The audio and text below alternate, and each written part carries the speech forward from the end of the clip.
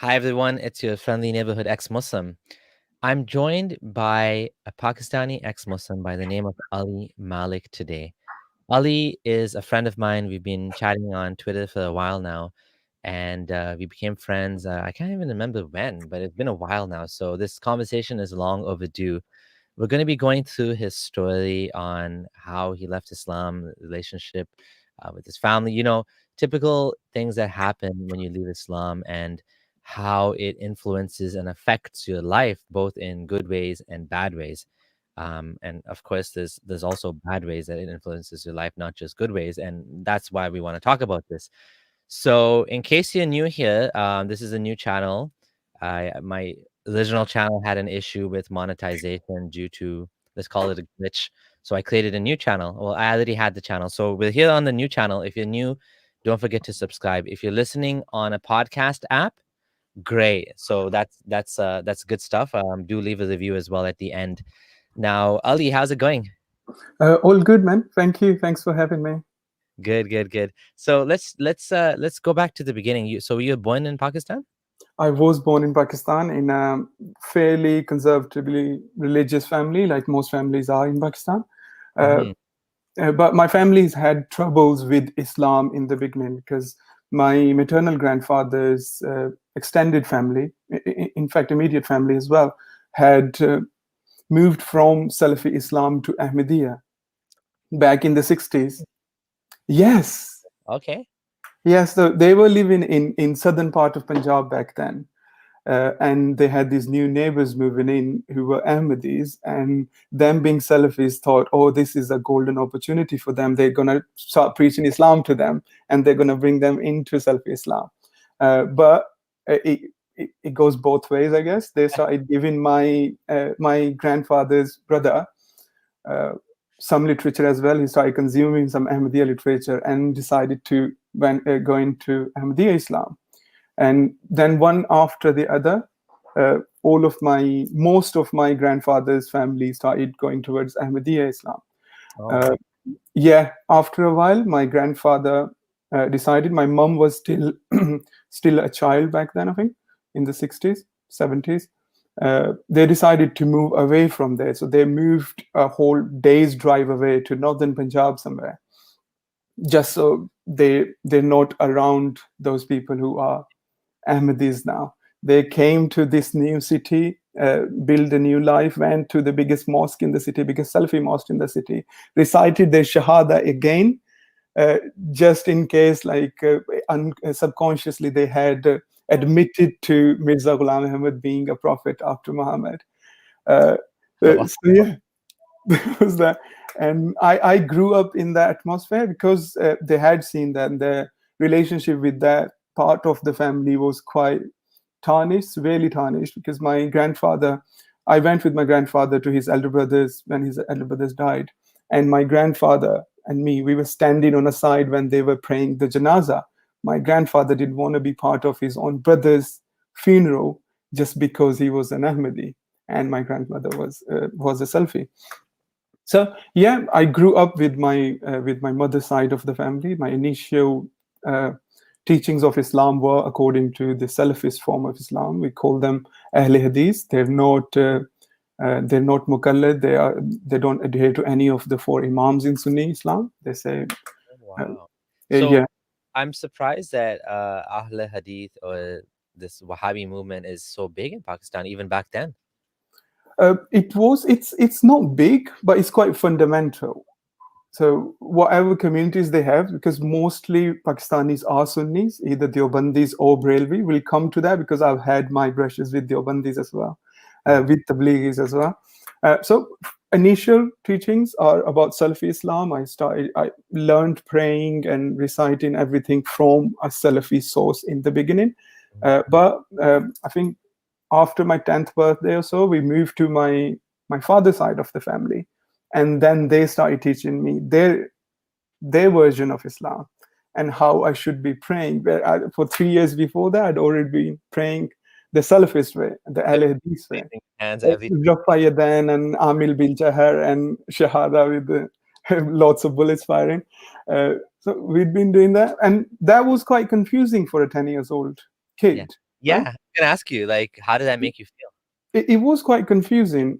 I remember the first time I was doing Rafa Yadan in the mosque. My own cousin, my Can you explain that? sorry, Rafadain, can you explain in English? Rafa Yadan in English. So it's like in a normal prayer, from standing up to when you bend down, go to ruku, you have to raise your hand. Every time you say Allahu Akbar, you have to raise your hands. That's basically Rafa Yadan. And Salafis justify saying Muhammad in his even in his later part of the life was still doing Rafa Yadan. Yeah. There is a story behind Rafa Yadan. We can go into that. Yeah, you want to tell that? It's kind of funny. The story is the mushrikeen of Makkah uh, had embraced Islam just on, like, not from their heart, just for the show, and they'd come to a mosque to pray, and they'd have their idols under their arms, in their armpits, and to break that, Allah thought, I have an idea. Tell them to raise their hands every time. They put the idols in the armpits? Yeah, they used to bring. I mean, I heard this story too. I didn't think much about it. But when I think about it now, it doesn't make a lot of sense to me. It's just like Yeah, it was Allah's original thought. they're going to the prayer and they're pretending and they're putting. And what about the beginning of the prayer? Like, how do they do it at the beginning? Because everybody does at the beginning. They raise their hands. Clinch, maybe if you just do it once, you clinch, and then you have to let go after a while. So what was going on through your head when you were exposed to this change in, like, theology, let's call it, and fiqh too? Like, It wasn't massively different, because even within Deobandis, there are two further sects. Not many people know that. About 80 to 90% of Deobandis are what you see, the Tablighi Jamaat and Deobandi, but 10% of Deobandis are also Wahhabi. So really? we were from that 10% of, they call them Mawati Deobandi. So there's Hayati Deobandi, there's Mawati Deobandi. So it wasn't massively different. Okay. Yeah, so the notion of shirk and bid'ah was still there. That was the two of the most, like, biggest components of Wahhabi and Salafi Islam. You're not doing shirk and bid'ah. Rest is fine. Yeah. And Rafa then was a sunnah anyways. So people on my paternal side, they were just trying to tell me it was just a sunnah, because this mosque you're coming to now doesn't do Rafa Yadan. It's fine. You don't have to do it. It's a sunnah. You do it, it's good. You don't do it, it doesn't matter. It's not part of the frayad of your prayer. You should do this. Sunnahs are good, right? Sunnah is good, right? So anyways, it was quite confusing, but after a while, practices just became like, it's something that you do anyways, and I was still learning, watching what my elders were doing. So thing is, when you're growing up in Pakistan, it's impossible to not be exposed to the Tablighi Jamaat.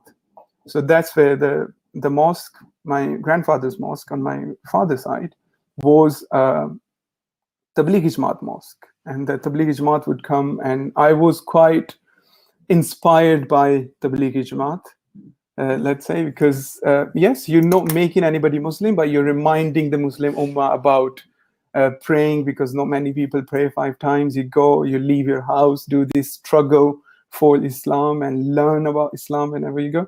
So anyways, after I turned 15 or 16, every school holidays, midterm, summer holidays, winter holidays, I just started going with the Jamaats. Can I just explain to everyone what that is? Yeah, of course. Yeah. So before I do that, I just want to say thank you to P for the super chat, weekly zakat to Abdullah, likes and subscribe. Thanks to Ali Malik for sharing. I don't know why YouTube censors the word zakat. You can't put a super chat with the word zakat. You have to, like, type it out. Really? I don't know. It's a censored word for some reason. Anyways, thank you, P, for your support. And so Tabligh Jamaat is something I also had a little close encounter with once, but not really got into it too much because I was more on the Salafi side. So people that don't know, Tabligh Jamaat is a movement in from within Sunni Islam that was made by, I think his name is Muhammad Zakaria. He's a Sufi guy that wrote this book called Fadali Amal, which has all of these weak hadith, and some of them are even Sorry, but this is, yeah. like really shady stuff. And he made this movement where men go and they live in the masjid, in the mosque, sometimes for 3 days, 7 days, 40 days. And while they're in the mosque, the wives are at home doing everything, and they don't get to see the husbands. The husbands are gone from their lives. They even go once in a lifetime. They're supposed to go for 4 months. So they've Yeah. added all of these new rituals to Islam. And I, like I said, I was interested. I went once for 3 nights, and I was like, I didn't like it. I personally didn't like Really? it. But anyway, so tell us some more about like that experience. So you said you all of your holidays you used to go for this thing? Oh, Yes. yeah, sorry, I missed out one more thing. And then while you're at the mosque, they go from door to door trying to get people to come to the mosque. Yes, that's called gasht. After every Asr prayer, you go, because after Maghrib prayer, the evening prayer, you do a small sermon every Yeah. night. And then after Asr, you just leave the mosque, go door to door, knock on the people's door, and you have these learned sentences. You can't even change the sentences they tell you. It's set sentences. You have to say there's 3 sentences. You tell them, you are Muslim, I'm Muslim, and through the seal of the prophethood after Muhammad, there's not going to be any more prophets. And the duty of preaching Islam is on to us now, and we have to talk about it in the mosque after Maghrib prayer. Okay. Come, it'll be beneficial for both of us. So you bring people in, start doing that. Yeah. I have nothing but good memories of actually Tablighi Jamaat, because it kind of became like school friends or street friends just going away, living in a mosque. Quite fun. I did itikaf for the same reason. I did itikaf 5 years in a row. I like itikaf. So the itikaf is basically, if people don't know, the last 10 nights of Ramadan, you hide away like a hermit in the mosque, and you're not supposed to even talk to anyone. I used to talk to people too, but you're supposed to talk to anyone. You're supposed to seclude yourself and worship, right? The Tabligh Jamaat, I think the reason I had a problem with it was because I had this fear of doing bid'ah, and I was like, I didn't like how rigid it was. I didn't like that you had to do this, and then you had to read hadith, and then you have to read Quran. And there's like a strict routine they put on you, and you have to ask the sheikh everything. Sheikh, can I go to the washroom, or can I do this? Or like, and then when we wanted to leave, he wouldn't let us leave. No, the imam is your in charge in those periods. Hey, one more night. I was like, no, I'm done. I want to go home. That's what happened with me as well. So I was still Salafi, even though I was going with the Tablighi Jamaat. I was still Salafi, so I was adhering to Salafist teachings. And there'd come some hadiths in Fazail Amal, the one you mentioned, and it's littered with Zaif hadiths. There's one of these hadiths when Adam had committed the sin, and then Allah is angry, and Adam says, "Oh, I've seen Muhammad written somewhere. I ask you for the sake of Muhammad, forgive me." Oh, yeah. Yeah, but that didn't sit well with me, because all my life I'd been told you can't ask Allah for the sake of somebody else, because you have a direct connection with Allah. You don't need you need to bring a third party in if you don't have a direct connection with the person. So for us, for Salafis, it was bid'ah to bring a third party. Sorry? And maybe even shirk. Even shirk, yes. Yeah. So that is. I remember that same sort of dilemma, because I remember debating with my Sufi Muslim friends that, like, I told them I used to be Ismaili, and we used to pray to Aga Khan, who was alive. And, this is weird, and I don't want to do this anymore, because I learned from the Quran, we only worship Allah. But apparently there's some hadith that people used to say in the name of Muhammad, or by intercession of your prophet, or something like that. So Sufis will actually make dua to Allah, wilayat, or through Muhammad, or something like that. Muhammad, yeah. And I never felt comfortable with that as a strict Wahhabi, Salafi, whatever. But apparently in Sunni Islam, there's and that's one of the things that they battle out over, right? They're like, oh, you're doing shirk. And they're like, no, this is not shirk, this is sunnah. For Salafis, it is shirk. So for me, it didn't sit well. And there were a couple of more examples, because when Tablighi Jamaat goes somewhere, and when whatever they're offered, and if Amir says you have to eat it, you have to eat it. So I was away for 10 days, I think. and I was 4 hours away from my home city as well. And this offering comes in, and offering is for khatam. Khatam is something like Brailwi Muslims do for their peers and for their awliyas, for the sacred people, and it's not for Allah. For Salafis, khatam was haram because it's something that's for somebody other than Allah. You can only eat the food that's been So offered to Allah.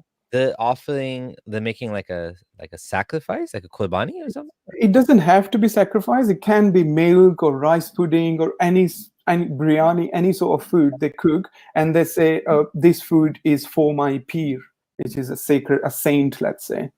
They believe in Sufis do. And their food, the khatam food, came in the mosque, and Amir said, yes, it's an offering, we have to be nice and we have to eat it.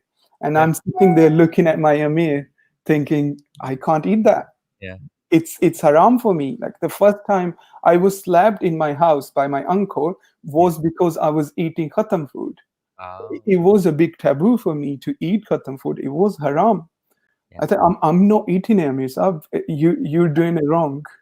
And that was a big deal, disagreeing with your Amir. So, Yeah. and Fazail Imam, and I disagree with. So, essentially, I decided Tablighi Jamaat are way too concerned with their own elder people, like their own bazurgs and stuff, than they are with Muhammad or Quran. So Yeah. I said, okay, Salafism is the best. This is Muhammad. This is Quran.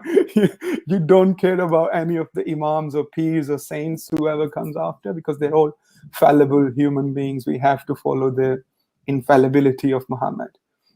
And So, some yeah, one is saying this is a Jehovah's Witness type thing. Yeah, it is kind of like that. yeah, it's very much like that.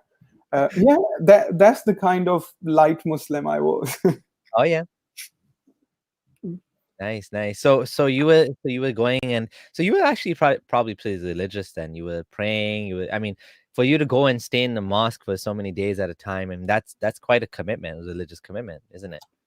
Yeah, and it had become a part of life after a while. Like itikaf, staying in the mosque, and Tablighi Jamaat every Thursday evening for the markaz, their biggest center in the city. We used to go there. It was just a practice that we did without even thinking, because it was just so much part of my religion at the time. Yeah. So what happened after that? After that, so if we're coming towards my questioning of Islam for the first time, not Islam Muhammad, because I was fascinated by Muhammad. He was one person we were supposed to emulate in our life. He was the person we look up, the exemplary human being that was infallible. So I had a pretty set picture of Muhammad, of Muhammad in my head, and I was a zealot. Muhammad had been taught to me. There's a picture that's been drawn in my head through my childhood and my educational years, and that was Muhammad for me. So, anyways, I was 17, and we went for Hajj, all of my family, and I started hanging out in the library because there was a lot of time to kill. Just reading about Muhammad, just taking it in, everything there is to about Muhammad, and that's in Saudi. in Saudi. I was in They had books in English or Urdu, or what were you reading? Urdu. Every library they have books, like loads of books in Urdu. Oh. There are sermons in Urdu. There are muftis sitting in every corner of the both Haramain, giving you fatwas in Urdu. Oh, Yeah, wow. Urdu is quite prominent in Saudi, Oh, yeah. especially in Makkah and Medina. I don't know how Urdu has just become like unofficial language of Islam somehow. It's not supposed to be. I've seen people who studied Islam in Africa, but they were taught Urdu for some reason. What's the connection there? Interesting. Yeah, I guess based on the scholars and the books that have been written now, it's become like a sort of thing you need to learn. Yeah, it's just kind of become a complementary to Islam now. Yeah, anyways, it was the first time I was sitting in Masjid an-Nabawi, the first time I came across the fact that Muhammad had a child from a slave. Oh, yeah. having slave to begin with, and then having a child with them. That was a big thing for me. And I still remember it to this day quite vividly, going back to the page again and thinking, Mm, what's Londi? What's a concubine? Why is there is no nikah and he's had a child? yeah. Whereas all my life I've been told like nikah is something that you need. Like it's something that makes sex legal for you. It's something that you can have kids after. That was the first thing about Muhammad. I say, okay, he's had humans as his slaves because all my life we were told that he's freed slave. There is Saad bin Abi Waqas or Zaid bin Haris. He's bought slaves and then set them free. So he was anti-slavery in my head. But then reading that he's had slaves, uh, that was the first crack in the foundation. Hey, And can I then, think? yes, This was so you went from Pakistan to Hajj, or were you in Pakistan. UK? So this is going from a Muslim country Yes. to Hajj, and you didn't know about the slavery thing. No. So they don't talk about that. No, it's extremely selective what's taught about Muhammad. And Muhammad had been part of my life for, I think, at least a couple of hours every day from the age of 5 to 17. And Wow. nobody had told me. It's part of syllabus in primary, secondary, high school. It's madrasa. It's all to do with Tablighi Yeah. Jamaat, mosque, everything. Nobody had told me that he's had women slaves that he had child with. Wow. That's Yeah. that's wild. It's Yeah. surprising to me because I mean I'm a sort of I mean I learned Islam on my own because I converted from Ismailism, so I read the book and everything myself. I'm kind of shocked that like they didn't even mention that. That's crazy. So okay, so what happened? Sorry for interrupting. No, that's okay. This clash, it might seem nominal now, but at the time, it clashed with the picture I had of Muhammad's perfection. So, Oh yeah. this is this is something that's been told to us is wrong, and now it has that. Then I started reading more into Muhammad's personal life about his wives and everything, and then him taking up more than 4 wives didn't make sense all of a sudden, and Quran's being his convenience. Whenever taking up fifth wife, Sahaba say, "Oh, Ya Muhammad, calm down. We are only allowed 4. You're taking a fifth one." Right that moment, Gabriel comes and tells him it's Allah's allowing Muhammad to take whomever he wants. So that convenience, and then Aisha, the notion of Aisha's age. It was the moment I started questioning the perfection, everything else just started making less and less sense by the day. Mm, Uh, interesting. I just gonna read this comment from Bangladesh. I'm from Bangladesh, and slavery thing is not taught here too. So it seems like I guess they just gloss over it, not just in Pakistan, but in many places of the world. Yes, because they have to indoctrinate kids into thinking that these are our own values. Because let's face it, most of the Muslim world now, especially South Asia, slavery is considered bad, Yeah. and they still have to picture Muhammad to be the perfect human being that's ever lived, Yeah. Yeah. and they can't teach both of them at the same time, or these values clash. So they have to be extremely selective about what they teach about Muhammad. Just It's so not a thing at all, though. You were saying it's nominal.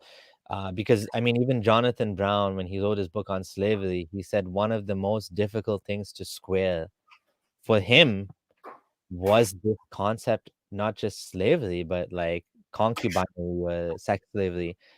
It's very difficult to justify it. Like, it's extremely, justify yeah, that at all. So it's not at all a nominal thing. It's a very significant issue, and it's a very big problem with Islam's moral claim to superiority, right? And really. interesting. There's an interesting. Did you ever? So okay, we'll finish your story. We'll talk about the Ahmadi thing after. So this is crazy though. You're in a Muslim country. You're in the center of Islam, like Yeah, Muslim world. You're at the like basically near the Kaaba. This was Makkah, I guess, or I Medina. was in Medina. Medina, where the Prophet lived his whole life. He was like, his house was a couple of paces away. Like, I Yeah. was sitting not far from Riyaz al Jannah. Yeah. And here is where you had doubts for the first time. Wow. Yes. So, Wait, anyways, yeah. So a taught Muhammad in my head versus researched Muhammad. That clash was just becoming more and more and more. So, anyways, after the Hajj, I had to go back to Pakistan. In Pakistan, I couldn't do anything about these things because, yes, I was having doubts. My behavior towards Islam was changing. I was becoming more liberal because I had thought that if I have questions about Muhammad's perfection, I don't have to take everything from it literally. So I'd be okay with some of my friends who were gay, mhm. which I wasn't before that. My friends who were Shia, my best friend was Shia growing up. I used to call him kafir every day. I stopped doing that. So, anyways, my behavior towards life and Islam had changed overall. Um, Did you used to call your friend Kafir, he didn't mind, or you were still friends? he used to call me kafir as well.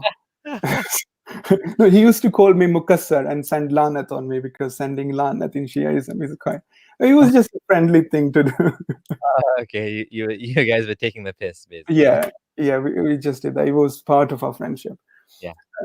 So, anyways, after a year or so in Pakistan, after my 18th birthday, I moved to London, and I got the biggest exposure of cultural exposure of my life because before that Shocking. everything was Islamic. There is only one way of life, that's Islam. You have to be Muslim to be a good person and everything. And meeting people here who would never been Muslim, who've never thought about Islam in their life, but still finding them to be good human beings.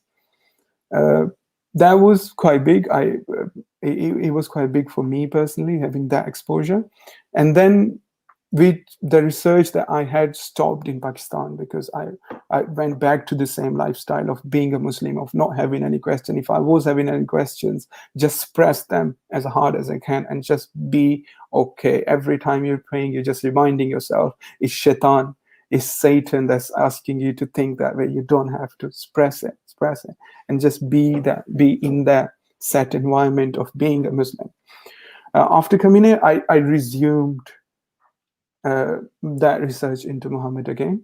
I read The Sealed Nectar for the second time. The first time I had glossed over Mhm. almost everything in there, but the second time when I was reading from as objective as I could be at the time, I was still Muslim.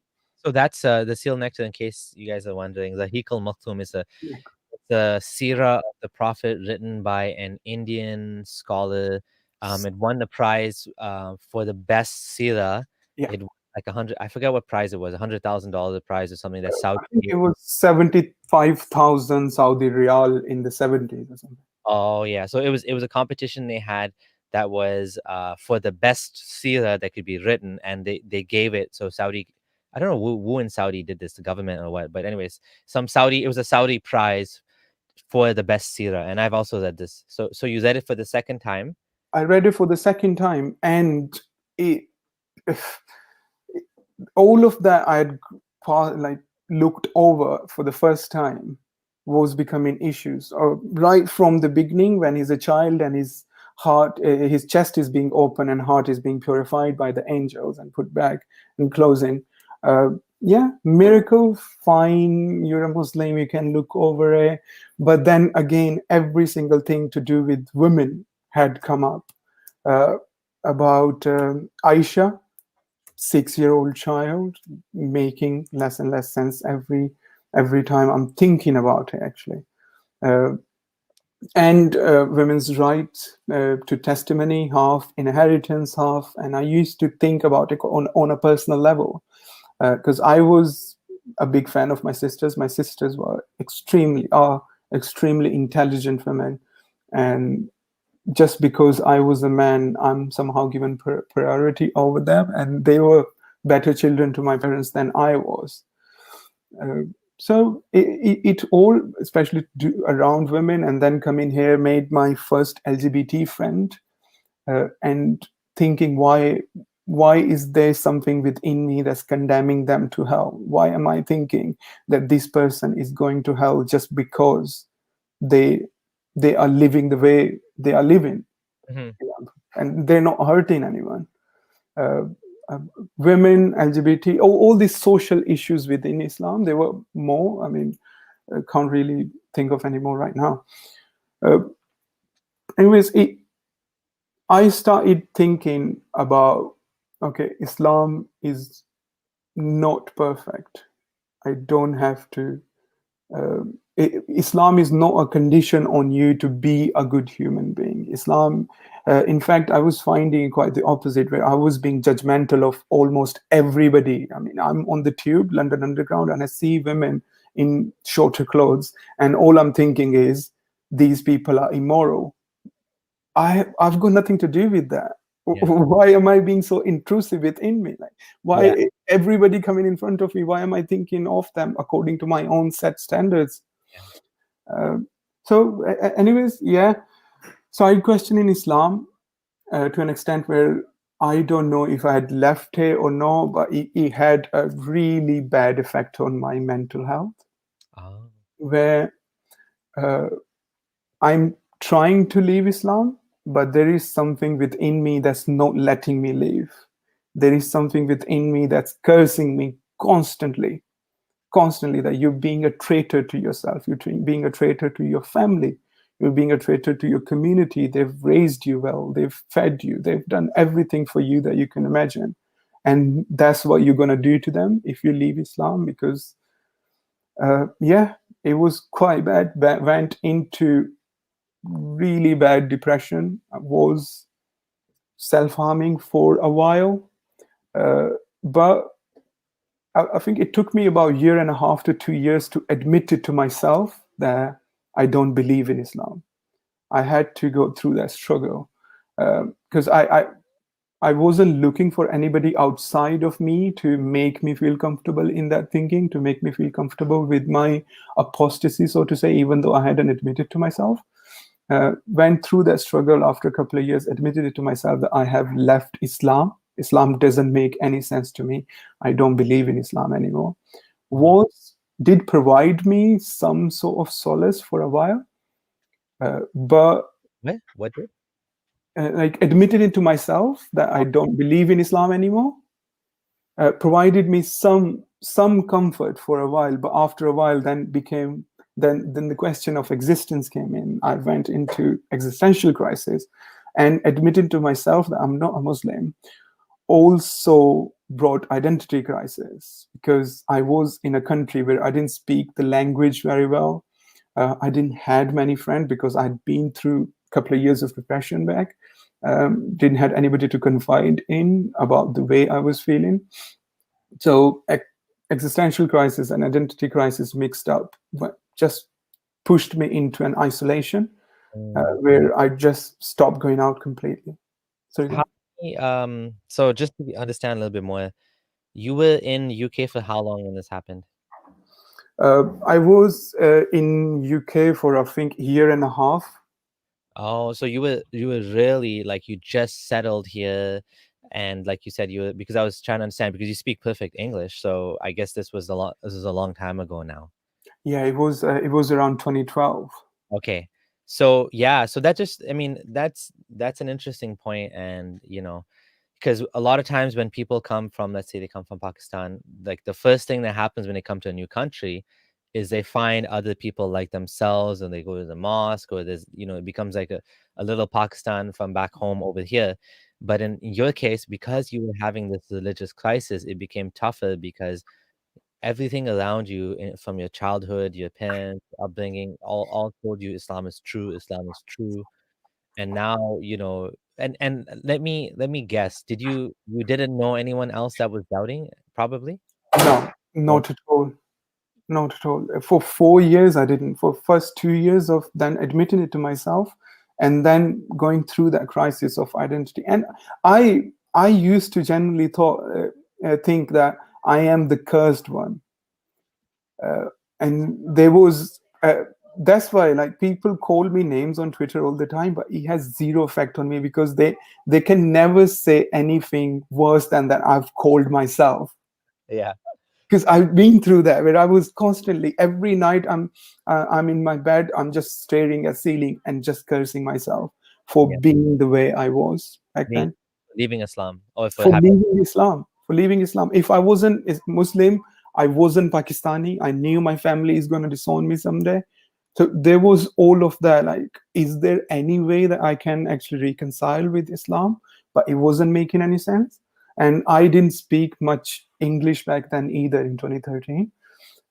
I started watching a lot of TV. Comedy became like the thing. I was watching comedy all day long, I mean, because there was nothing good going on in my life. I wanted to laugh, and Yeah. comedy was the only thing that I found some laughter in.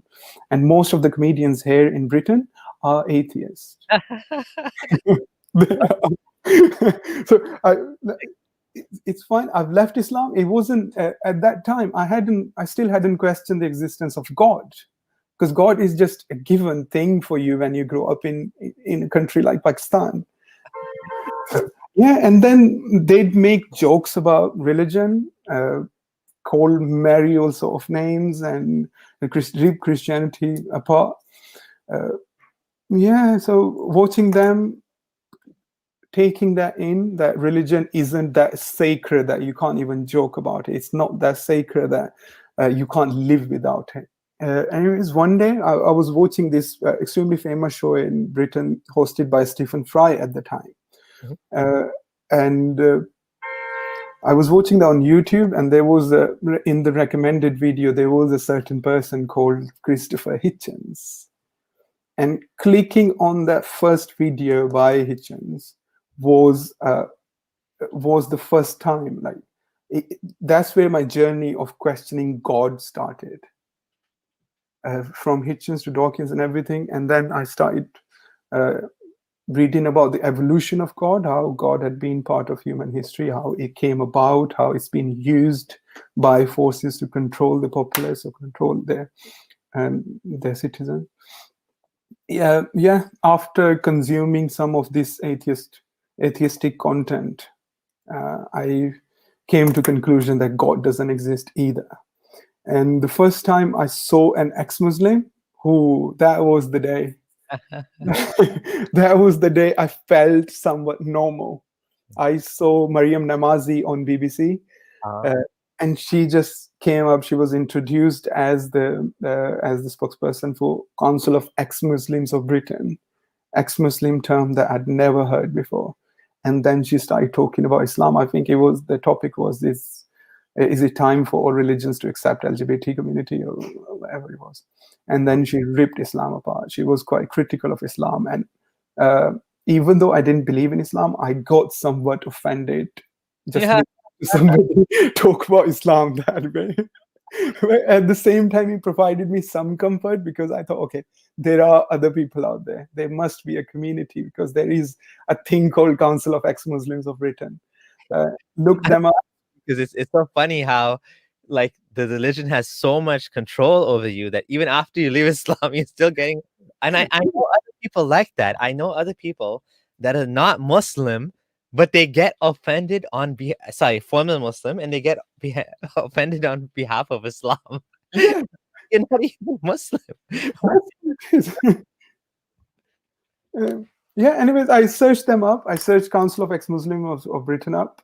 Yeah. Uh, Still didn't have enough courage to actually go out and meet them or meet anybody who'd left Islam, because I had no idea how I'd be received. I was talking to some people online on their forum. Took me about, I think, a year more to actually go out and meet my first ex-Muslim. And I remember it was my heart rate was high. I was sweating. My throat dried up, and I was just outside the meeting point, and I had to stand there, talk to myself a bit, and then open the door. And I went in. The first person greeted me with "Assalamu alaikum."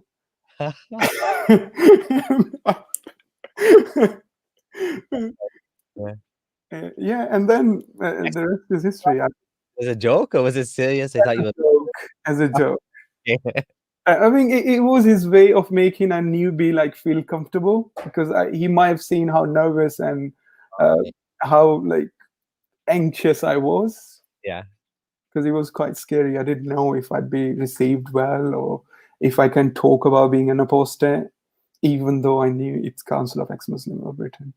It just shows you how important the whole ex-Muslim label is, that you you don't even know that. I mean, now things are changing so much. I think precisely because of the activism work that many people have put in, the hard work, Sarah Haider, Miriam Namazi, and Hassan Radwan, and Mohammed Sayed, all of these people that founded these organizations that are doing advocacy work, and this type of like awareness, raising awareness about created Wiki Islam. Wiki Islam helped me as well, which was an ex-Muslims in North America project.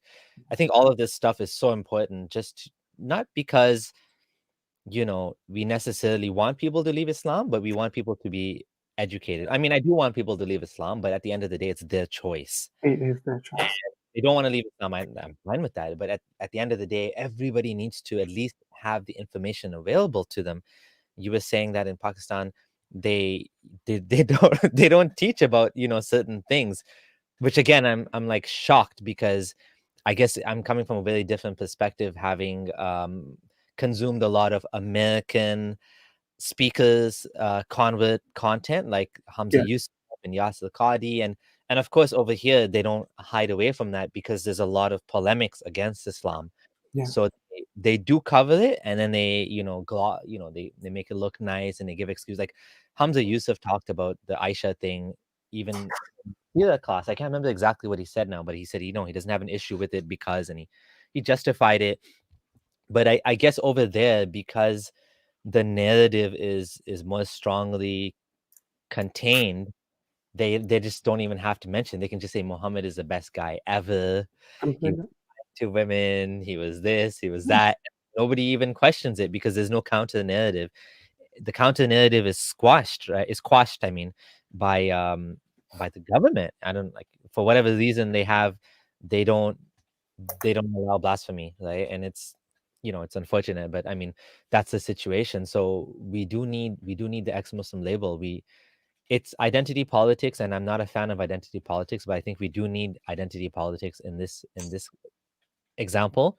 I think we need to do it a little bit, at least until it becomes a little bit easier to leave Islam. It becomes a thing. Everybody knows that there's apostates everywhere. In the community, nobody cares anymore. The fact that people are upset about apostasy means there's still a problem. It shouldn't be. I mean, we have a long way to go, of course, but stories like yours, every single person that comes out that speaks about this from the heart, that uses the real identity, is so valuable, because there's for every one of you there's 100 other people that are scared to come out. Yeah. And hearing your story and hearing my story and hearing everybody's, it just helps, because it makes it that much easier for you. You know that, okay, this is a template, this is possibly what'll happen. And we didn't talk about that. We didn't talk about your family yet. So what happened? So you became friends with ex-Muslims at this point, and things got better at this point, or was things still tough for you? Things started getting better with every time. I still had to work a lot on myself because I'd lost my confidence completely. I was getting anxiety attacks regularly when I was going to meet anybody new because I'd been in isolation for a couple of years before that. I wasn't making any friends. I wasn't talking to anybody. It was just me, myself, and TV. So I still had to go into therapy and work on myself, gain some of my confidence back, get rid of the anxiety somehow. Did a lot of exercises around that. It just made me feel normal in a sense that there are other people. I'm not alone in that. Can you And share some of those exercises? I mean, you don't have to go into too much detail, but for anyone else, I mean, going for therapy is an amazing idea. How do you find a therapist? I mean, it's different in every country, but in UK, like, do you just Google it, or did you talk to someone else that knew someone? What's the process of? we have universal healthcare. So we can get one through NHS. NHS is a gift that keeps on giving, Oh, and and now, especially now, you have so many opportunities. Now we have our own therapist, ex-Muslim, like Jimmy Bengesh does a lot of work through Free Hearts, Free Minds. Look them up. Therapy helps. It helps so much because there were, if anything, if your thoughts are all tangled up in your head, you don't know a way forward. They'll just organize it for you and give you, okay, that's it, that's what you need to do, and the rest is up to you. The exercises around anxiety, it was the simplest of things, like washing your hand with cold water and letting the cold water dry off your hands just before you going into a social situation, because social situations weren't something that I was ever feeling confident in. Or taking your time with when you're talking, uh, not thinking about others in the situation, or not letting your brain derail from your thought. So there are a lot of things around anxiety that you can do, especially when you get into the situation, because that's when it amplifies. It's unfortunate, but that's how your body reacts to it. There are loads, you can look them up. And Jimmy Bengesh, Free House, Free Minds. If you're an ex-Muslim woman, I think Zara K's Faithless Hijabi is doing a program for ex-Muslim women to go through some mental health help. It is something that we need. It's unfortunate because leaving Islam comes with so many of social and personal troubles that you kind of need somebody to talk to. Um, yeah, therapy is highly recommended. It's helped me personally a lot in just being okay with myself, because I wasn't okay with myself for a long time. And when you're not okay with yourself, you're not creating any relationships that's good for you, because you're not happy. You're not going to make any other person with you happy, and that just brings in more. It's a spiral that keeps on going downwards. You need to break out of it, and like, seeking professional help for it, it's extremely important. How about was meditation part of that at all? Meditation didn't work for me for a long while, because I did went through my anger stage as well. uh, I was angry at myself, as I said, but I was angry after I'd been, I had started being okay with myself. The second stage came when I was angry with everybody in my community back in Pakistan, because I felt like I've been lied to my whole life. I've been I've been robbed of many years of my life, especially these 5 years of, because I was that my life was defined in a box so much that any thought behind that box just made me feel like I was being a traitor, whereas I was just thinking. So that anger came on outside community, on family, on culture, on everything, on the country itself. Had to work through that as well. So there are a lot of components that you have to actually go through to Yeah, and be with those. to mention that, I think it's a well-deserved anger because a lot of people go through this when they leave Islam. They're very angry, and I'm sure it's not just leaving Islam, leaving Christianity, whatever. Like when you go through a major change like this, and especially when one that you've vested so much into, you've invested and you've vested like a lot of life decisions around that.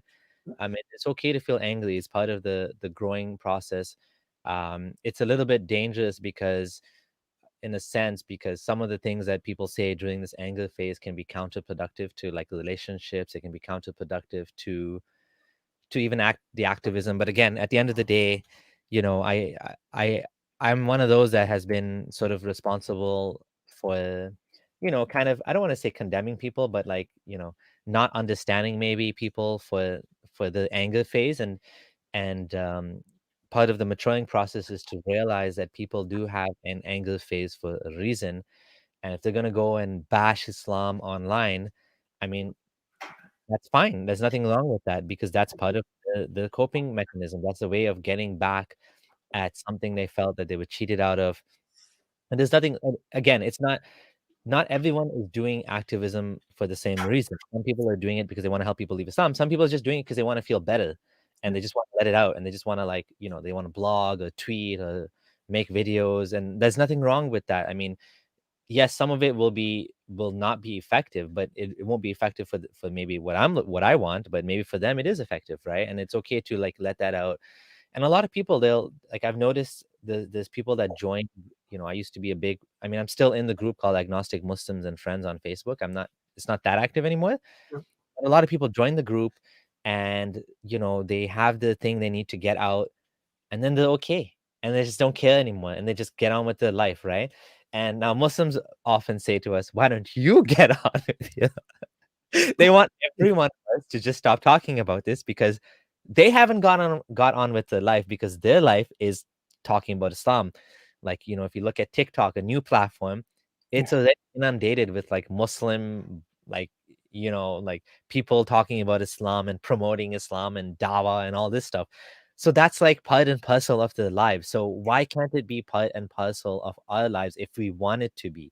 Of completely. course, unfortunately, it's never going to be a level playing field, because in their case, talking about Islam is perfectly culturally acceptable, and there's Yeah. no risk to them, there's no harm to them, there's no loss to them. They're not going to get fired from their jobs unless they go crazy and In like fact, there's praise and acknowledgement for them for doing I, it. I don't even know if they said like apostates should be killed, whether that would affect their job or not. I don't even know if they can be fired for saying that as part of the religious doctrine. Not saying you should go and kill an apostate, but in my religion, this is what we were taught. Like, this is what we would do. So,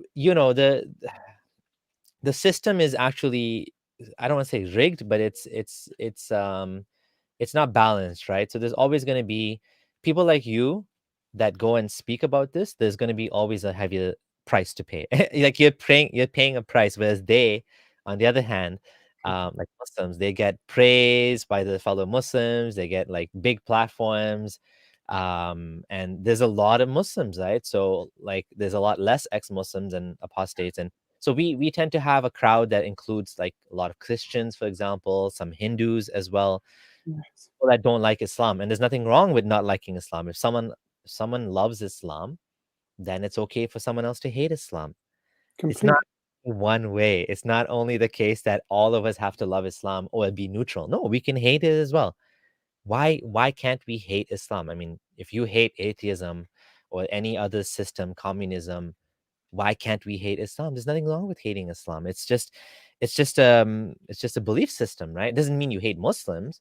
You shouldn't hate everyone just for being part of a group, especially a group as big as over a billion people. I mean, there's going to be a lot of differences in that group. It's going to be very difficult to kind of assume, things about them. There's certain general things you can assume, but you cannot be a bigot. You cannot treat people badly just based on group membership, right? So um basically, yeah, I just feel like there's always going to be a cost to doing this, and the cost is going to be it's going to be there, but some of us, we're going to keep doing it because it's important to us. And this is why. It is. I mean, I think it's important for a simple reason. It took me 5 years to find first ex-Muslim, and then take 2 more years to be okay with myself after working. I spent 7 years of my life in that limbo of being hating myself, not being okay with myself, hating my community, being angry, being constantly anxious, isolation, depression, everything that you can think of. And my first step towards feeling normal was the first time I came across an ex-Muslim. And for me, I use the word ex-Muslim with pride, because it highlights the journey I've been through. It tells people that I've made a decision based on my own thinking. It's not something that's been taught to me.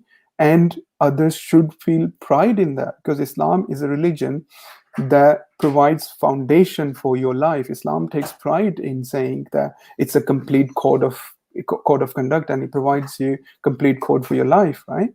And getting rid of that foundation or letting go of that foundation, you have to build your life from start again, given what kind of Muslim you are.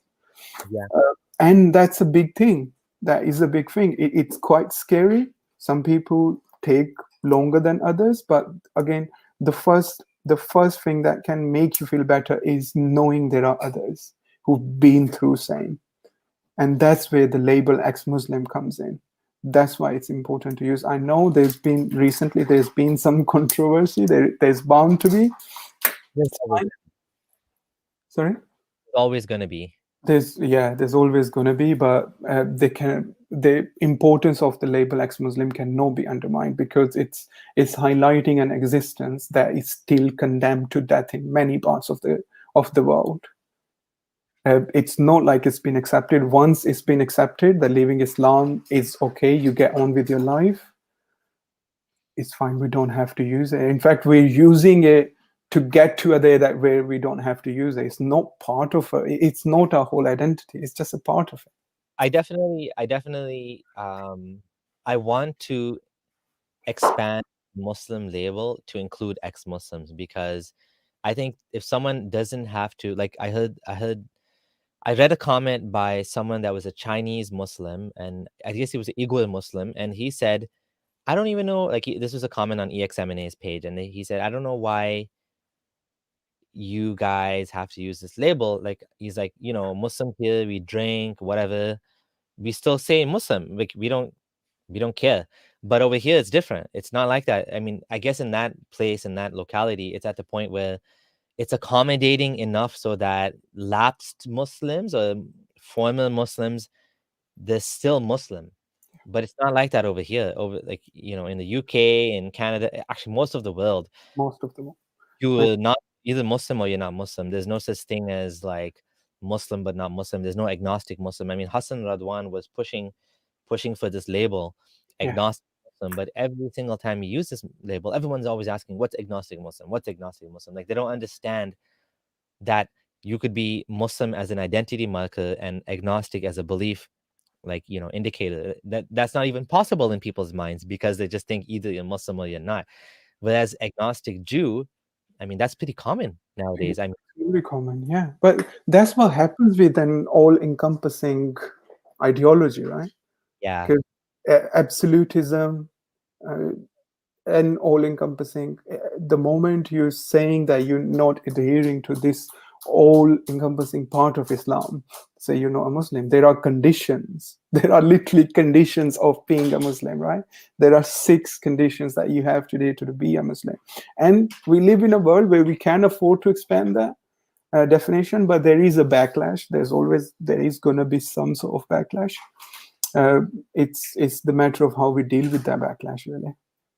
yeah, and that's the key point, is the backlash is very, very severe. Like, it needs to be toned down a notch. I mean, it's okay to be upset with someone, but it's not okay to harm them physically, financially, or emotionally, because you don't agree with the belief or lack of his belief, or lack of the belief, right? So, this problem is much worse with ex-Muslim women than men. Uh, Okay. Front of it, and they get actually, usually have a much worse situation than an ex-Muslim man would have. But it's tough in both cases. It's tough for people that are still living with their family. It's tough for people. It's a little bit easier if you're on your own, because at least then you don't have to deal with the backlash. So, what happened with your family? Do you want to talk about that? Like, Yeah, of course. I think everything needs to be talked about. I'm okay with the fact I've made my peace with it. It took me a while. I made sure that I only talk about it once I'm okay with the fact I no longer hold any residue of contempt or anger towards them, because that would somehow like corrupt yeah, the narrative. So I started this Urdu channel last year with a friend of mine, which started getting a bit of traction. We got to 8,000 followers in no time, because Haris Sultan has. Sorry, what's it called? the channel's no longer active now. Oh, okay. Yeah. So we were getting a lot of traction, because like right when we started, the second day Haris Sultan invited us to promote the channel. And I think it got to 8,000 subscribers within 2 or 3 months. And one day I was sitting and realized that I haven't told my family yet. And I'm talking about this in Urdu to a Pakistani audience.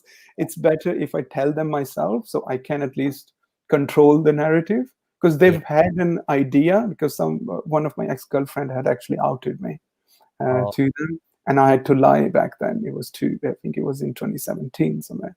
Oh, she Yeah, I was.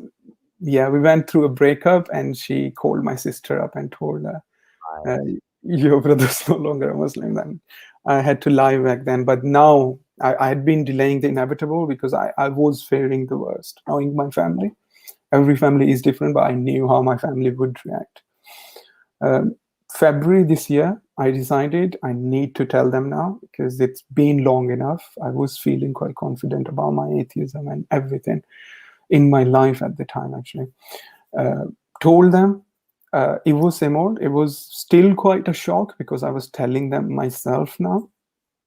Uh, Mum went through all the emotional thing there. She'd been dad was quite angry, brothers and sisters, everybody was quite angry at the time. And I thought, okay, this is gonna, I should allow them some time because they've had this picture of me in their head, and now I'm actually telling them, no, I'm completely opposite.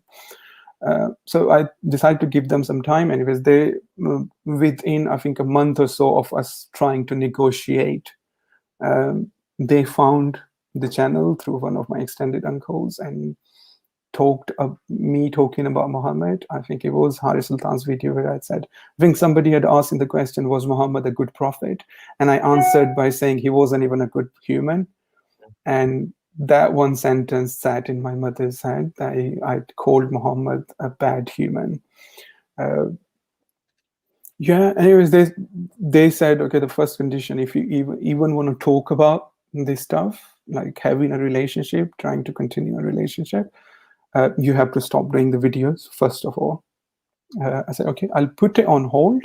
I'm not saying that I'm gonna stop doing it. I'm gonna put it on hold. Let's keep on talking because I want them in my life. I wanted them in my life, right?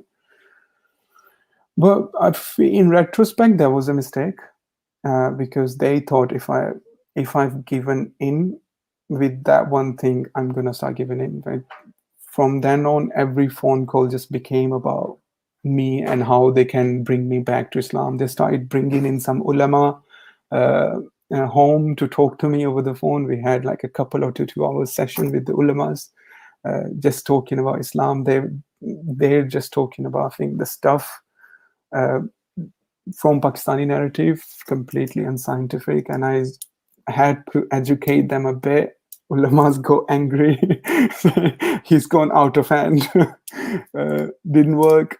Anyways, it came to emotional blackmail after a while, where my mom was crying out on every phone call, was making me feel unhappy about everything as well. Um, After about 4 or 5 months of back and forth, trying to reconcile a relationship, trying to look over all the emotional blackmailing darts they have thrown my way, and just analyzing the way they were making me feel after every phone call because I talked to them, and for next 3 days I'd be unhappy, and it started affecting my relationship, it started affecting my friendships, it started affecting myself, and I chose to go into therapy and talk about it. And after a couple of sessions, I realized it's time to actually make a decision. I know I'm not going to go back to Islam. And that's something they're not trying to budge on. And every phone call is actually making me unhappy, Yeah. literally making me unhappy. And I had to make a decision. And we had to say bye to each other for good. And this happened about, I think, a couple of months ago.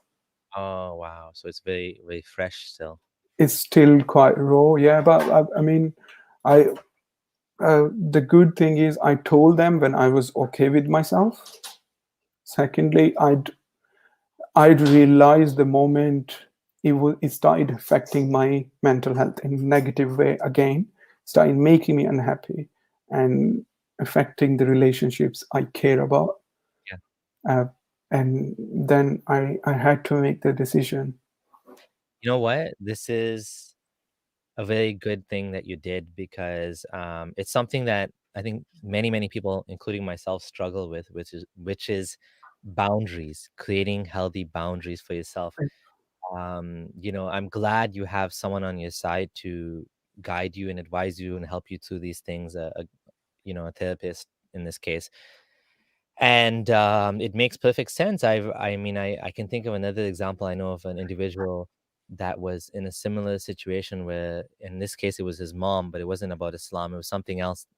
And every time he would talk to her, it would reinforce this bad mental programming that he was raised with, and it was Yes. his relationship with other women, and to the point where he wasn't able to keep a relationship because of his mother and her sort of way that she was been programming him his whole life, right?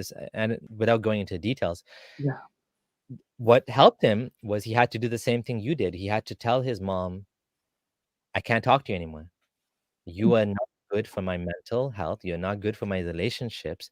You are pulling me down, and I need to get a life, right? I mean, now this man is happily married.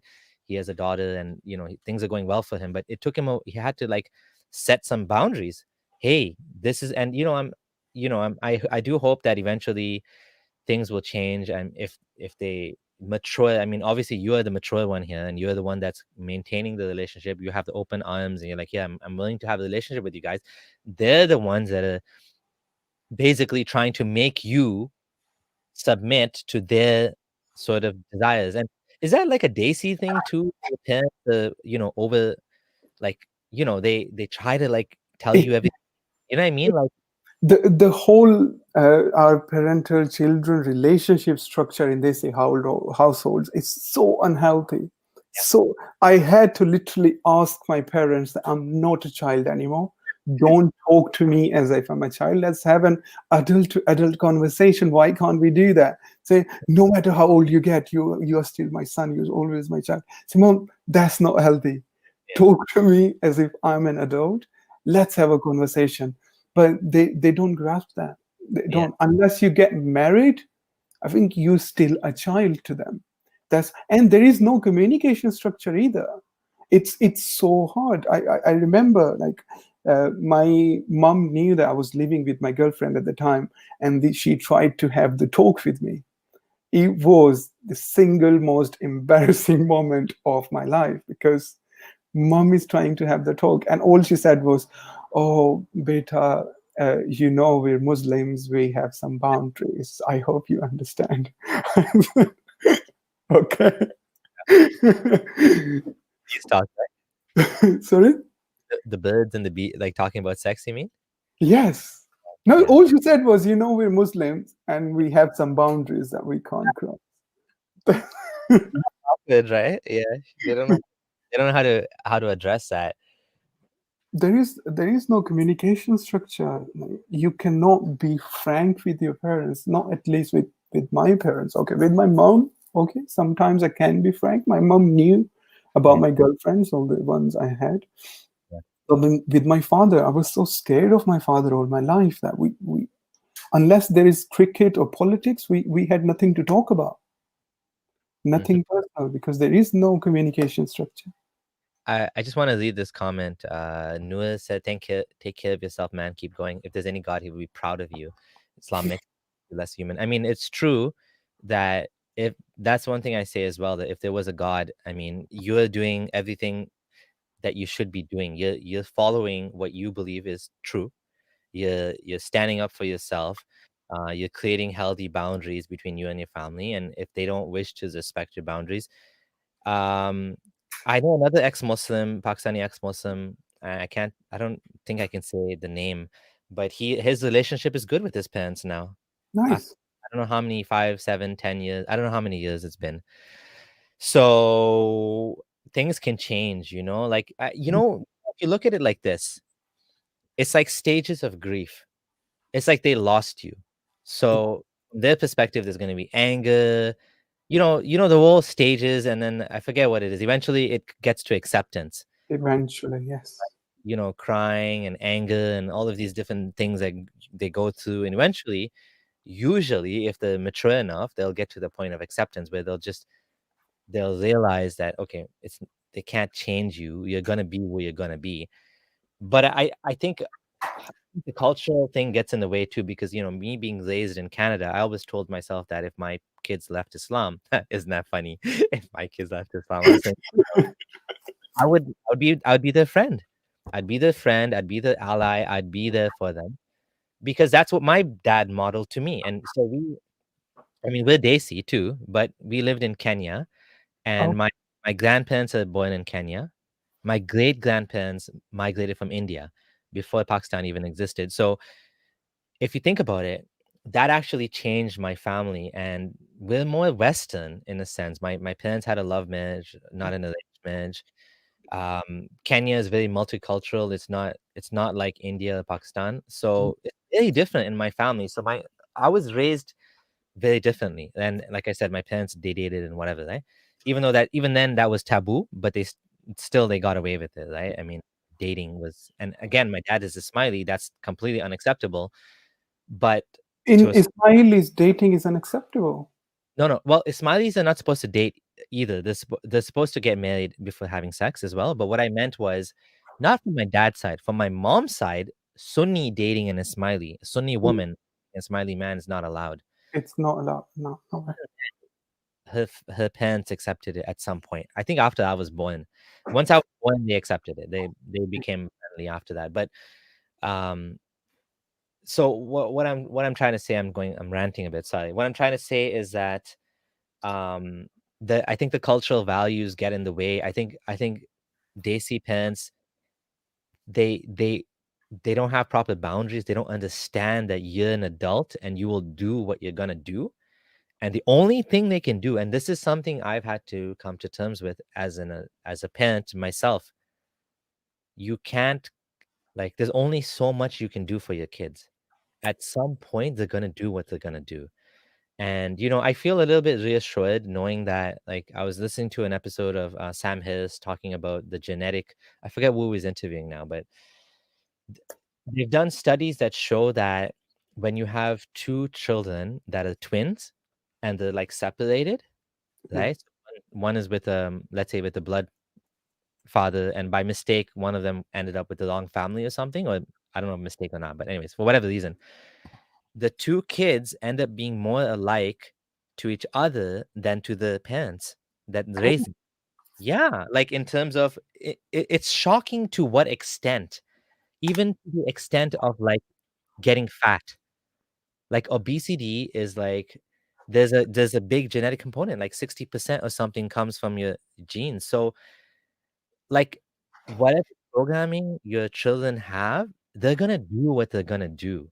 And Yeah. you can't do anything about it. You can try your very best, but this is gonna, like, in your case, you ended up as an atheist because you are an intelligent person, you're a skeptical person, and you have morals, you have values, and those values led you out of Islam. And there's nothing they can do about it. And the same thing with me. Like I cannot control if my kids will end up, going down a bad path. There is nothing I can do about it. I cannot control that. I cannot stop that. The only thing I can do is be there for them Yeah. and help them to come back to the right path. Like if they got involved with drugs or something, or they got involved in like a gang, no way for me to stop them. I just have to guide them back. So I hope, unfortunately, again, I think the cultural values are so different with Yeah. Desi parents. They feel like they own the kids, like like you're the property or something, and they want to control you. But it's just not like that. And growing up in a multicultural society, I think helps a lot because you get to see that not everybody's the same, and you know, uh, and of course, I think as time has gone by, society has become m- like our values towards kids have increased, meaning that we care more about kids' rights. True. um you cannot beat your kids anymore, stuff like that. Even affording them a childhood Yeah. is still a new notion. Like 100 years ago, children were chimney sweepers here in Britain. Now, uh, you afford them a childhood; it's their basic right.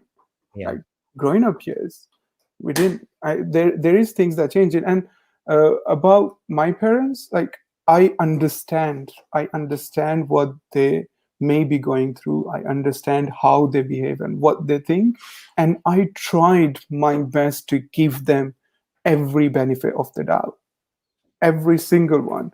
But it got to a point where, I mean, before I say that, I'm not bad mouthing. I still love them. I've got not an ounce of malice in my heart towards them. But it got to a point where, just to save their face in community, they started lying to me just so I feel bad about myself, about my atheism. That was the moment. And when I realized, when I found out some of those things that they have told me just to make me feel bad about myself were complete lies, that was a breaking point. I Mm. was just like, okay, maybe it is time to actually say this relationship a goodbye, because I don't see a point of return from there, where Yeah. your own parents are trying to make you feel bad about yourself just so you submit. And they are lovely people. They've been the best parents they can be. I'm not saying that. There Yeah. is a lot of cultural and communal pressure. Like, Yeah. there is one sentence, "What will people say?" That's constantly in their head, and they have to get rid of it. And I don't see that happening anytime soon, especially in our parental generation. Oh yeah, yeah, yeah, yeah. So, um, do you want to talk about Pakistan a bit and like the blasphemy there, and what you think about like what's going on over there and issues with, and as well, someone asked a question about Christians. Can you tell us about development of Christians in Pakistan? We hear there's more growing persecutions.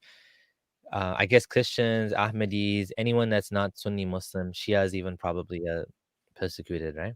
Shia persecution has just started. We actually, we can see it. It started in last 3 months, and it's already skyrocketing, because we live in a world that any change or any development is quite rapid, because it took a while. So let's go through Pakistan's history with blasphemy. So Pakistan is, of course, created in the name of Islam, world's first state that was created for religious purpose, for religion. Um, Two nations theory, 14 points, charter, everything pointed that Muslims need a separate state. Well, okay, Pakistan is carved out of the United India in 1947. Now the biggest challenge is to create an identity, a shared identity for everybody, because there are different ethnicities within Pakistan. Punjabis are Indians, Baloch are Aryans, Afghan, Pashtun are Afghans, Sindhis are Rajasthani. There is these different ethnicities. We need something to bind them with. Just a national identity, they needed to find a base for that, and the base was Islam. That base was founded. So to be a Pakistan to begin with, being a Muslim was a plus point for you, because what's the meaning of Pakistan? La ilaha illallah. That's the motto Pakistan was built on. So Pakistani identity was based, and then because Pakistan was a new country, it was an enthusiastic country, and the foundation was Islam. The first big idea for the world was a pan-Islamic identity. They tried to bring in all different Muslim countries to form a European-style coalition, which almost all other Muslim countries rejected, because they had their own ethno-national identities. They didn't need anything new. Anyways, Pakistan retained the blasphemy law, because Pakistan's penal code is written by the colonial powers. Pakistan retained that, but it was a vague law to begin with. It just said hurting any religious sentiment is against the law and shall be punished. Right? But Pakistan is going through, and Pakistan is still retaining some of the practices, non-Muslim practices, from before the partition. Like pubs and bars are allowed to operate, alcohol is being sold until 1977. So that's after 30 years after the creation of Pakistan. Bangladesh is separated in 1971. In 73, there is a new constitution that's been written after the first general election of new Pakistan. And Maududi's teachings are incorporated within the constitution. And funnily enough, sorry? Oh wow, like so basically Islamist sort of ideology. Yeah, that's when Ahmadiyya were classed non-Muslim. Oh, That was 1973's constitution. Before that, Ahmadiyya weren't classed non-Muslim because the 73 constitution was written with Maududi in mind, essentially, because Maududi's teachings can be seen. There is uh, Islamic identity written into it, what it means to be a Muslim, what the universe belongs to the God, or glory to God. Everything is written into that. Pakistan's name, it changed to an Islamic Republic of Pakistan. Uh, Anyways, after a couple of years, alcohol sale is prohibited. Um, and then the democratic government of this leftist Bhutto was overthrown by a dictator, Ziaul Haq. Ziaul Haq is the figure that's completely Islamicized Pakistan. He created Sharia benches within Supreme Court. So Supreme Court would give a decision, and then Sharia benches within Supreme Court that consists of ulama, not qualified judges, but qualified scholars who'd oversee a decision, and if they deem it to be against the rulings of Islam, they can ask the judge to change it without citing any penal code. why did Ziaul Haq do all this? What do you? Saudi was pumping a lot of money. Okay. Saudi Arabia was pumping a lot of money. And at the same time, there was war going on in Afghanistan. And Pakistan was a key ally for America to fight against Afghanistan. There's a lot of money coming from there. There's a lot of money coming from Saudi. Like this, the biggest mosque in Asia was being built and named after the Saudi king at the time, Faisal Mosque in Islamabad, because he was giving him the money. And when Iranians attack Makkah, Pakistani army is deployed by Ziaul Haq. So Ziaul Haq had established relations with Saudis, really strong relations. So Saudis is pumping in money in Pakistan, and Pakistan's constitution, because it's a dictator, is being changed at will. If we just talk about, there is a lot, Sharia benches, Sharia courts, zakat, 2.5% tax being levied on every bank account, interest changed to profit loss statements. That's all happened within 6 years, like 1980 to 86. Wow, that's a lot of stuff. So this has actually been bad for the country, though, like as Oh, a whole. extremely. We can compare, actually. So let's talk about blasphemy law. Blasphemy law was general, vague, includes all the religion. But in 1986, blasphemy law is Islamicized. The word Muhammad and Quran are added in, and it takes 4 more years, and then word Islam are added in 1990, right? Added Constitution. Into the penal code, the blasphemy law. So Oh, 295, 297, and 298 ABC. These if 9. Sorry? it's specific to Islam. Yes, essentially Islamicized them. Oh, okay. So what happened now? Let's see. Let's divide those two halves. 1947 to 1986. That's 39 years. 1986 to 2020. That's 34 years. Right? From 47 to 86, there is one registered case of blasphemy without any sentence and no extrajudicial killing. From 1990 to 2020, there are more than 1,600 registered cases. More than 40 people are on death row, and more than 65 people have been killed just because they were accused of blasphemy. Some of them in police custody. You know, it feels like at this point, this can't. I'm just wondering how they can think this is. I mean, the only comparison that comes to mind is Hitler and like his sort of psychopathic desire to kill Jews did not help him in the war. It took away energy from fighting to killing people. they weren't even a threat. You know what I mean? Like it's just stupid.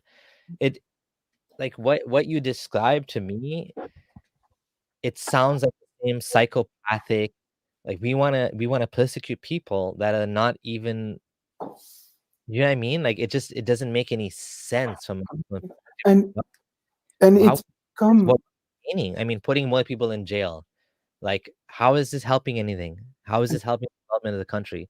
What if you were like putting yourself in their shoes? Isn't is this only just for dogmatic reasons, meaning that we have to protect Islam, but it's not like a logical thing that there's going to be some sort of beneficial, like there's no from Nothing. this. It's just to protect Islam, and Pakistanis take pride of it. There was a time when I was taking pride in Pakistan's blasphemy law. I'd been part of the protests against blasphemy law because somebody had committed blasphemy in my city. I've been part of protests against Salman Rushdie through my college years because that's how the public behavior is shaped. Damn. Namut Risalat, protector of Prophet's sanctity. Yeah. It's top to bottom. Yes, the law was changed first, but then with every single time there's been a prosecution or a killing, the murderer or somebody being prosecuted is highlighted so much, and it's presented as an achievement that we've done to protect Islam. We'll come towards the Brailwi extremism as well, because Brailwi extremism happened in this decade. Brelvi extremism, you said? Brailwi, yes. Yeah. So Sunnis, there are two main Sunnis, Deobandis and Brailwis. Brailwis were more like Sufis. They were more concerned with like praising Muhammad and Allah and just dancing in their mosques and just being chilled, really. But now Brailwis are extremists. Like Brailwis are leading the charge against blasphemy in Pakistan now. The green turban, the flag waving, Molid celebrating, those guys?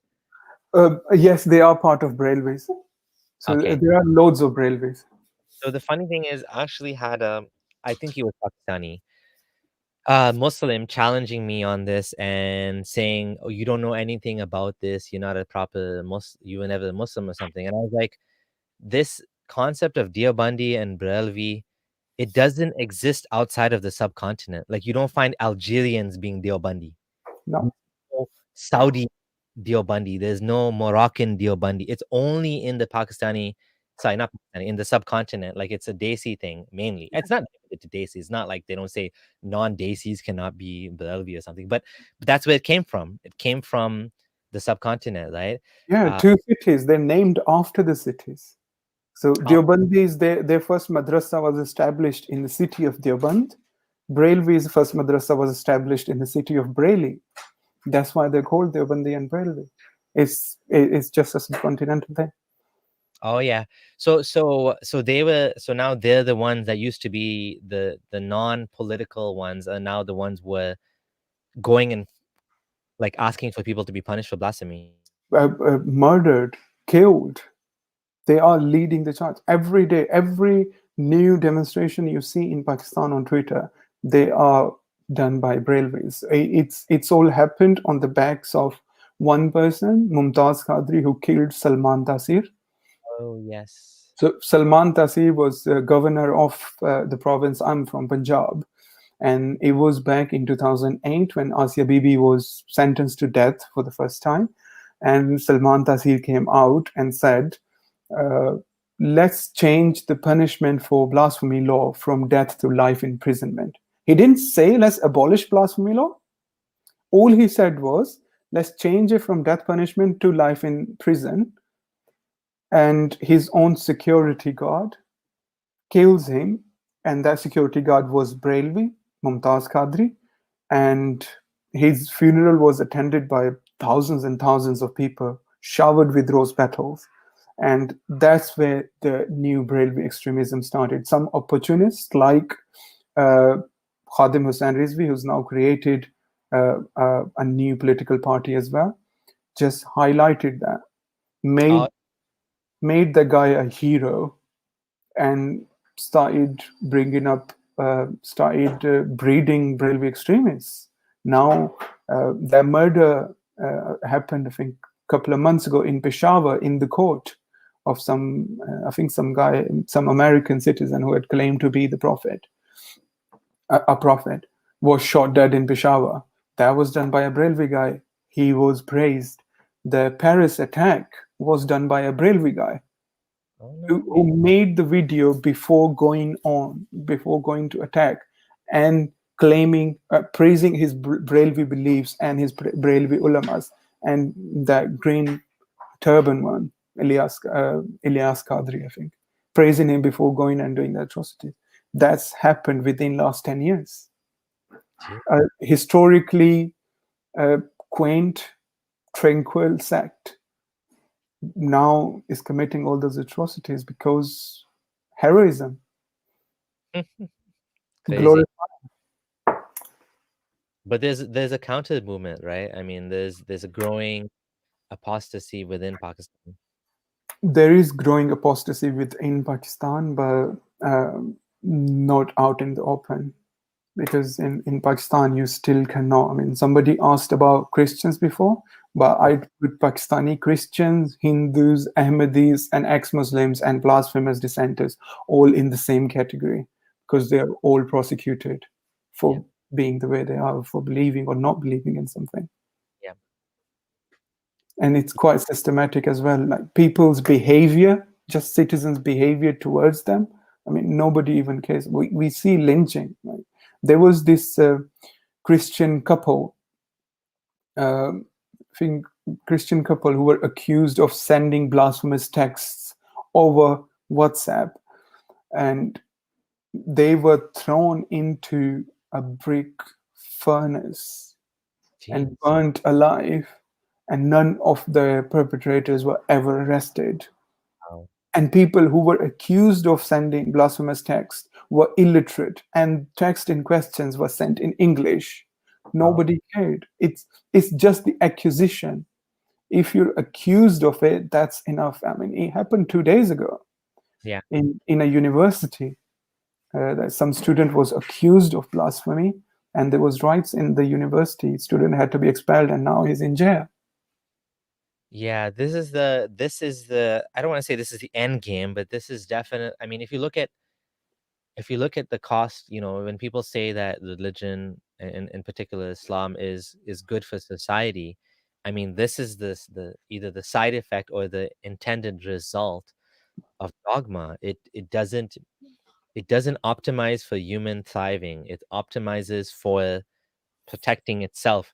I don't I there's two common ideas of religion. Either it's a mind virus or it's a beneficial adaptation, right? So there's two ways to look at it.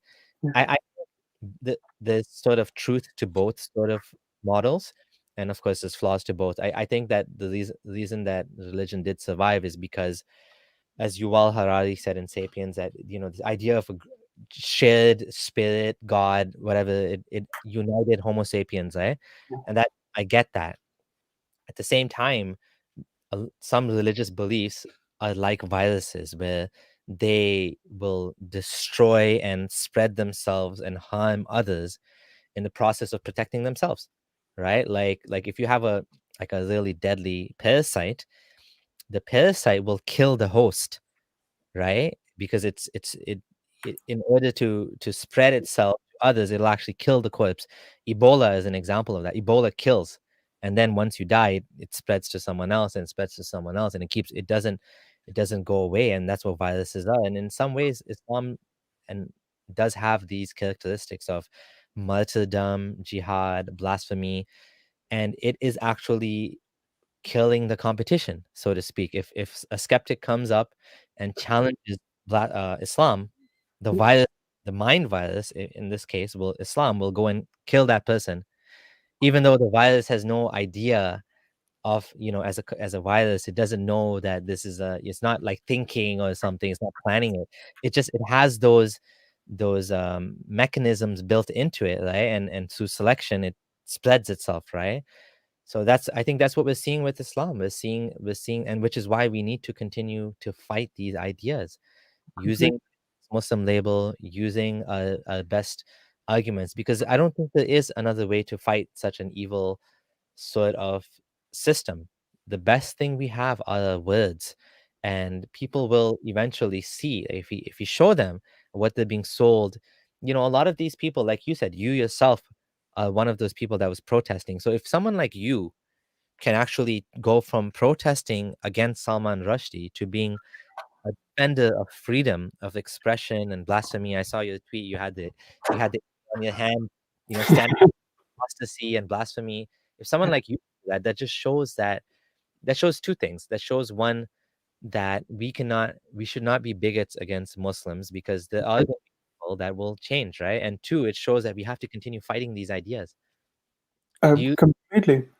Yeah, do you want to so I've taken a lot of your time. I would love it if you do you have any final words you'd love to say, any advice you have for ex-Muslims or maybe even Muslims or the community in general, how people can help, anything you want to end off the last bit of yours.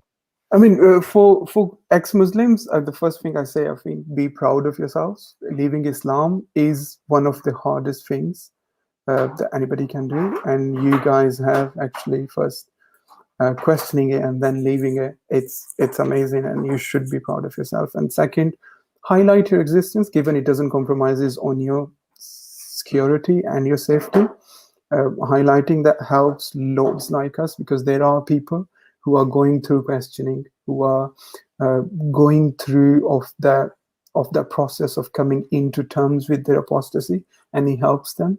Uh, and to Muslims, I mean, we have to create an atmosphere of communication, because essentially we want the same thing. We want our communities to be better. We want our communities to take them towards a place where we can compete in the modern world, where we're not seen as some savages. Unfortunately, there are people who would use these words, uh, but we have to be an equal member of the 21st century. There is no point hanging on to a system, a morality that's cemented in the 7th century. We need to evolve with time and for the better, because there are so many things that in Islam that if we take them on 7th century, and I am sure, I know Muslims would never agree with child marriages, would never agree with slavery, would never agree with killings, but they wouldn't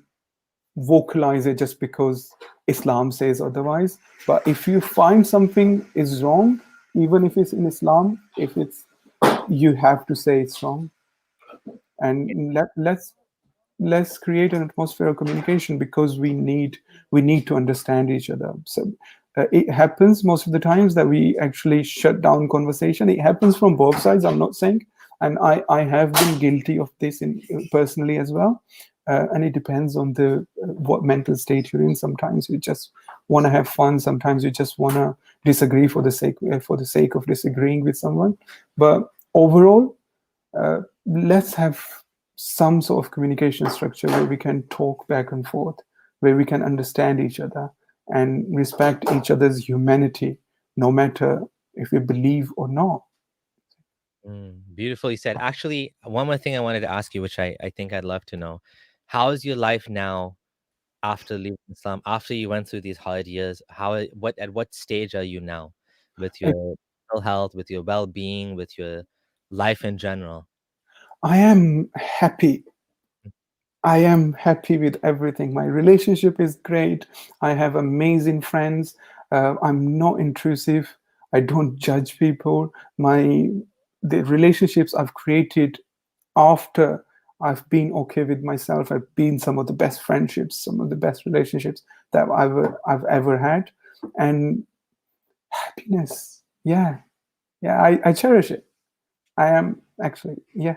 Yeah, of course, we have troubles, we have problems with lockdown and finances and everything.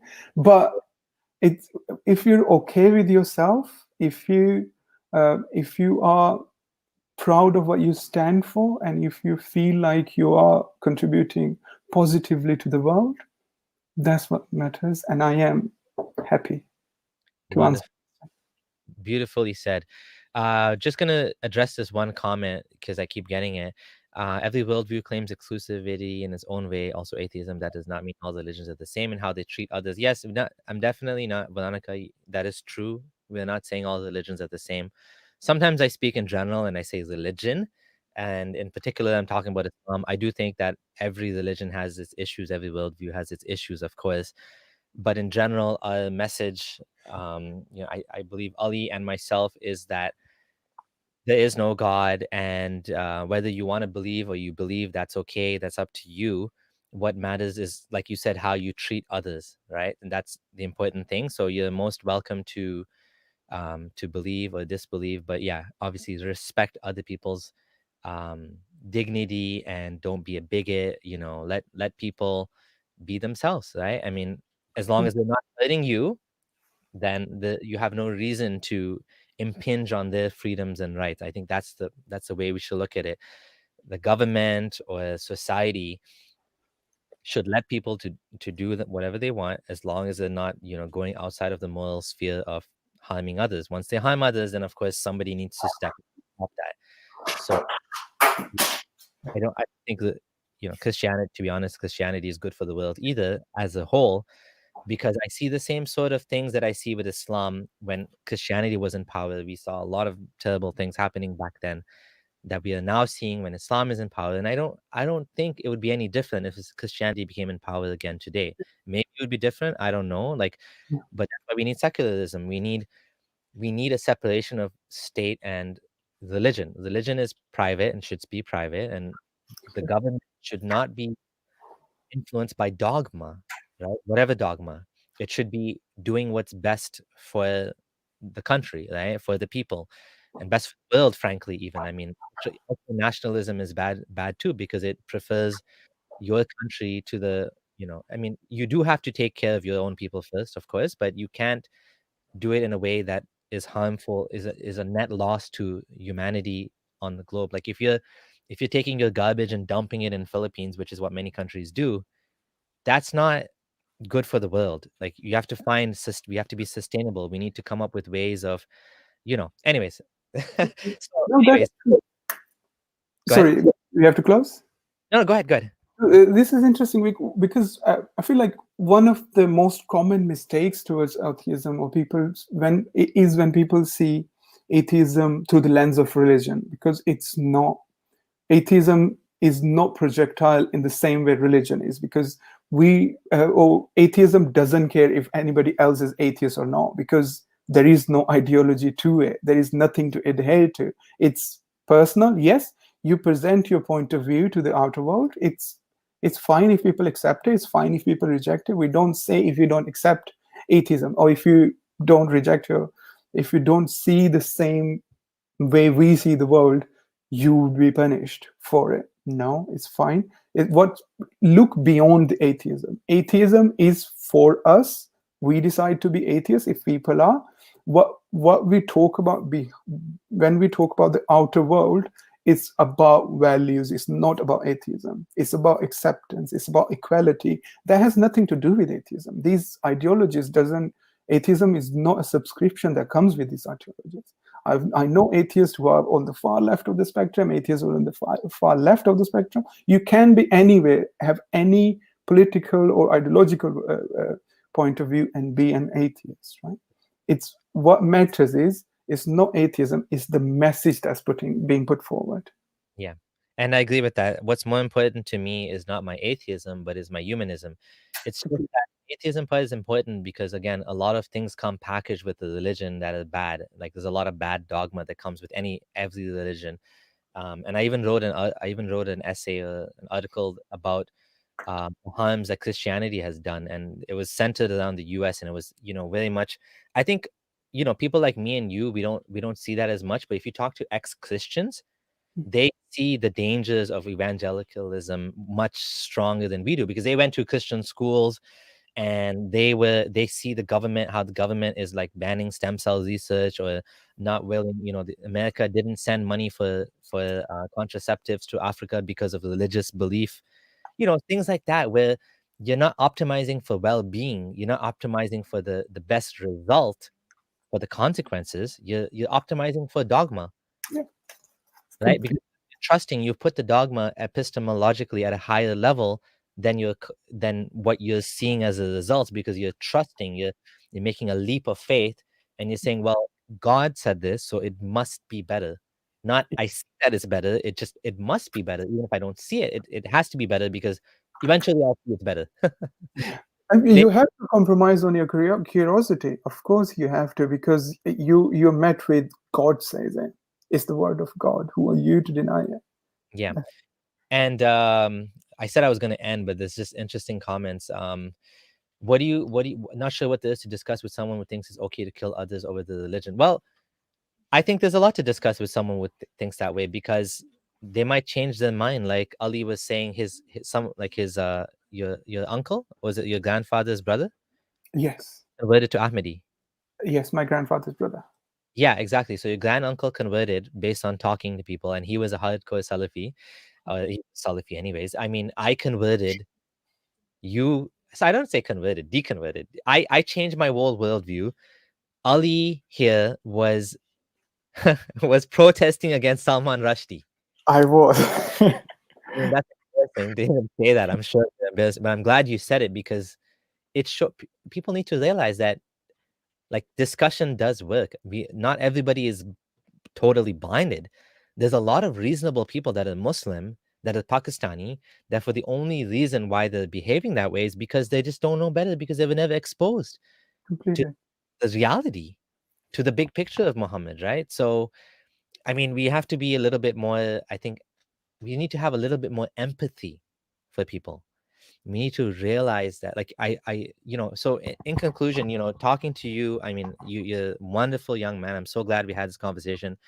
I really appreciate how you come across so calmly, and you're able to tell, you've gone through some rough times, obviously, far rougher than I went through. I mean, I was much luckier than you. My family was liberal, and the damage I did was all self-imposed. It wasn't from my family. I did it to myself. I chose to be religious in Salafi. In your case, you had so no choice of your own. You went through all of this religious indoctrination. Your family is gaslighting and bullying, and they're trying to make you, from the, not blaming them, but that's what they think is best for your well-being, but that's not right. But still, I understand. I really appreciate that you're able to talk about this, you're able to share, you're able to come out with your real face and identity. And I appreciate you for doing that, and for the struggles you've been through. I really do appreciate this.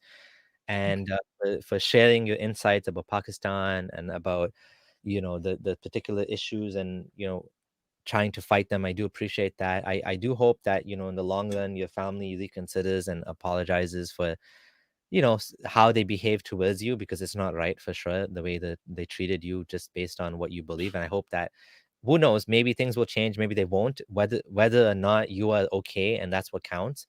You know what I mean? You're doing what's important to you, and I really do appreciate that. And thanks for coming, man. It was wonderful. Oh, thank you for having me. Thanks a lot. I always wanted to be on your channel because your content has always been on the point, and I've always enjoyed it. Uh, yeah, I've never reached out to you to say that, but I'm saying that live. It has been, and I know many people who actually enjoy your content because it's actually quite good, because there is a lot of grit to it. Because when you talk about Islam, it's actually you can realize, okay, this person have known Islam, and intentions matter, because there are people who maybe steal your content, but their intentions are of demonizing Muslims. That's important. We need to be staying away from people who are actually demonizing Muslims, because like our loved ones are still Muslim. Why would we? And who are hateful, they see this face, they're not gonna know it's an ex-Muslim. So people who accuse us of like stirring hatred towards Muslims, now we have no intention of axing our own foot. Yeah. No, Yeah. Even outside of that, if I was a never Muslim, based on what I believe now, I mean, that's a very good, compelling reason to not attack Muslims. But even if I was like a white guy that was never Muslim, I would still, just for the sake of, I don't believe in bigotry and hatred towards anybody, no matter what they believe. I think for that reason too, that we should never, assume the worst of people. Thank you for your kind words. What's the best way to reach you? I posted your Twitter handle. Is there anything else? I mean, it's in the description as well. I Is think there Twitter is the best. And if I am actually working for CMB now, so if you reach me through CMB, I'm Asylum and Refugee Works oh, manager at CMB. So we're helping ex-Muslims claim asylum in Britain, whatever we can, because we're not a legal organization, but we have some solicitors working with us. We can always refer. We provide support letters, and we are planning to do some more asylum and refugee work, because I personally know so many people, so many ex-Muslims from back home or from Islamic countries who find it hard to claim protection in the West. So we want to facilitate that. And I'm doing that with the Council of Ex-Muslims of Britain now.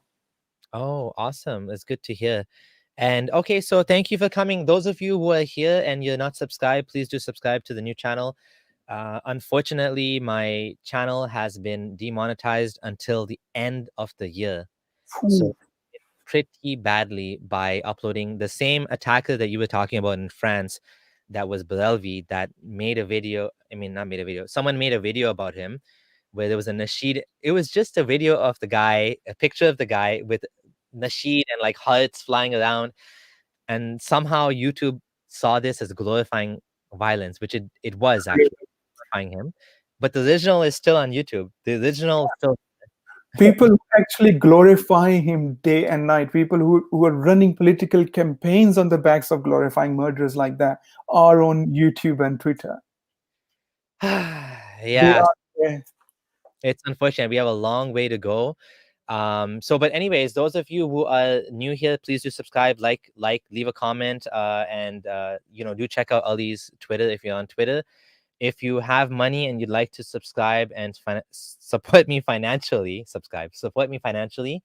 The link is below as well for my Patreon and my support page. The money does help, and I do appreciate everyone that is supporting me. Thank you to everyone who left a super chat today, Swen and P, and I don't know if I missed another one. And of course, to my fellow mods, Food and Religion, John Stopman, and everyone that helps to keep the chat clean and to keep the conversation healthy. Thank you guys very much as well.